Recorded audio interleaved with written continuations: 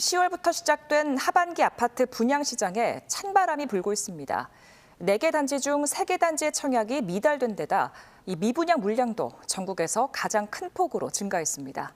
보도에 박준관 기자입니다. 가을 분양 시장에서 처음으로 분양에 나섰던 아파트 견본주택입니다. 477가구를 모집하는 일반 분양에 60건의 청약만 접수돼 미달 사태에 직면했습니다. 지난 10월부터 4개 아파트 단지가 분양에 나섰는데 3개 단지 청약 경쟁률이 1대1을 넘지 못했습니다.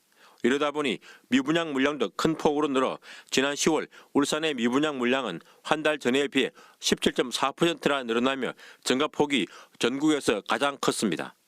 신규 분양 단지의 입지와 가격, 앞으로의 가치 상승 가능성 등이 복합적으로 작용한 영향으로 분석됩니다.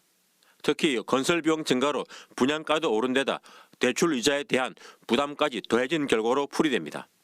한국은행이 2차례 연속 기준금리를 인하하면서 시중금리는 올 최저 수준으로 떨어졌지만 은행 대출 이자는 여전히 최고 6%에 육박하고 있습니다.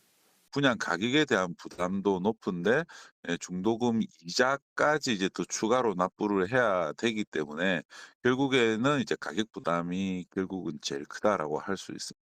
실제로 중도금 무이자를 실시한 한 아파트 단지는 청약 경쟁률이 15대1을 기록했습니다. 하반기 대출 규제로 이달의 분양 전망도 밝지 않습니다. 12월 울산의 아파트 분양 전망 지수는 78.6으로 한 달 전에 비해 14.7포인트나 하락하며 지난 7월 이후 가장 낮습니다. 이에 따라 부동산업계는 지방 분양 시장에 온기를 불어넣기 위해서는 주거 지원 계층을 위한 대출 금리 인하와 지방을 배려한 대출 규제 완화 등의 정책이 필요하다고 말합니다.